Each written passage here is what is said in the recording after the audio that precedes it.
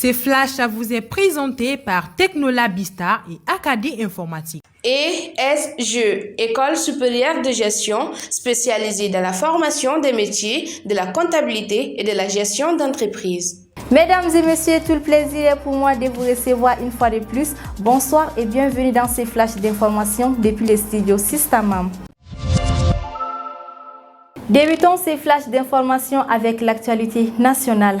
Ce lundi matin à 8h, des coups de feu ont été entendus dans l'enceinte de l'ex-ENA, jour qui correspond au jour de la rentrée universitaire de la faculté des droits publics, qui coïncide aussi avec la mise en place des responsables de classe et du bureau du comité de l'AM. Alertés, les forces de sécurité ont envahi les lieux, mais les acteurs auraient fui avant leur arrivée. Pour le moment, les raisons de ces tirs restent inconnues.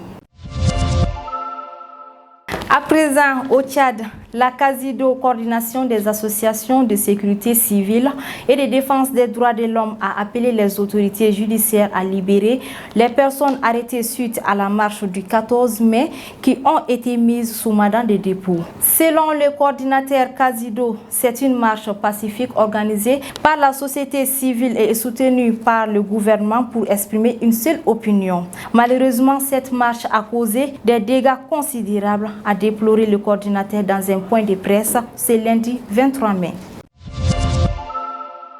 À présent, l'actualité internationale. En France, un agent de sécurité serait abattu à mort dans l'ambassade de Qatar à Paris. Ce lundi 23 mai 2022, l'annonce a été faite par l'ambassade de Qatar dans un tweet publié. Le parquet de Paris a indiqué qu'une enquête de meurtre a été ouverte et que la brigade criminelle est chargée de mener l'investigation.